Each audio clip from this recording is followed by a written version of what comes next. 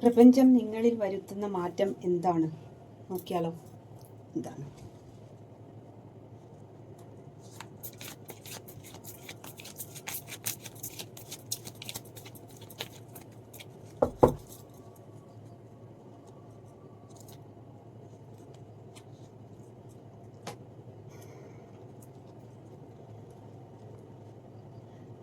നാഗരാജാവിനെയാണ് നിങ്ങൾക്ക് കിട്ടിയിരിക്കുന്നത് കേട്ടോ.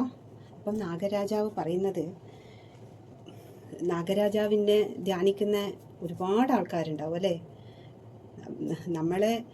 നമ്മൾ ഓരോ ദൈവങ്ങളെയും ധ്യാനിക്കുന്നതിൻ്റെ ഏറ്റവും പ്രത്യക്ഷമായി കാണുന്ന ദൈവം ഇപ്പം നമുക്കിപ്പം എല്ലാ ദൈവങ്ങളെയും നമുക്ക് കാണാൻ പറ്റുമല്ലോ, പക്ഷെ കാണുന്ന ദൈവമാണ് നാഗങ്ങൾ.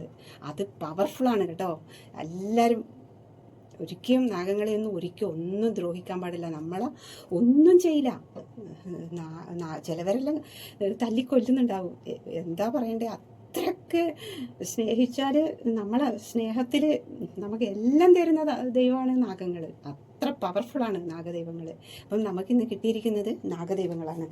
നാഗദൈവങ്ങൾ നമ്മളോട് പറയുന്നത്, നമ്മൾ എന്താ, നമുക്ക് ഡീപ്പായ ആ സ്നേഹം, സോൾമേറ്റ്, ഇന്ന് വരെ ലഭിക്കാതെ പോയ ആ ഒരു സ്നേഹം, ആ ഒരു ആഗ്രഹം നടക്കാൻ പോകുന്നു. യൂണിവേഴ്സ് നിങ്ങളെ സന്തോഷത്തിൽ മൂടാൻ പോകുന്നു, നിങ്ങളെ അടിമുടി മാറ്റാൻ പോകുന്നു എന്നാണ് നാഗദൈവങ്ങൾ പറയുന്നത്.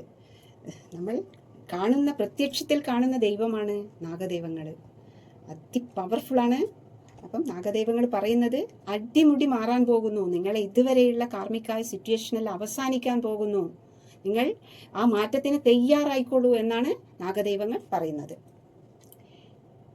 എല്ലാവരും സബ്സ്ക്രൈബ് ചെയ്ത് കാണൂ കേട്ടോ. Thank you.